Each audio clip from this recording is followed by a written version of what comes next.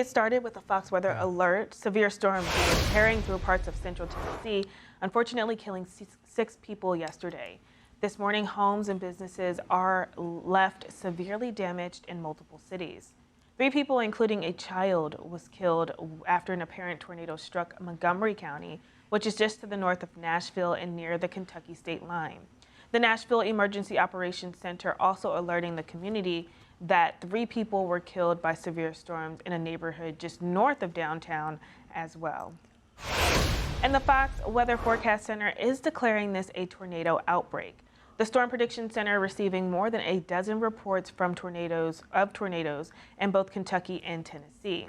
The first tornado warning was issued at around 12:30 p.m. local time, and it was in effect for communities such as Rutherford, Dredson, even Gleason, in the northwestern portion of the state.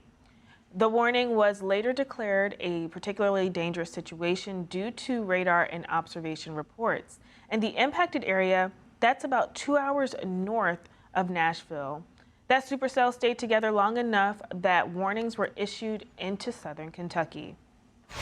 And the same supercell is also being credited for producing a tornado in Clarksville, which meteorologists tracked into Kentucky. So that several homes, there were destroyed. Weather spotters reported widespread damage around the town of Gunther, which is in Todd County, Kentucky. Storms developed close enough to the downtown Nashville area where tornado sirens were also sounded there, and tornado warnings were issued in the surrounding areas as well. One of the hardest hit communities appeared to be Hendersonville, which was placed under a tornado emergency on Saturday evening.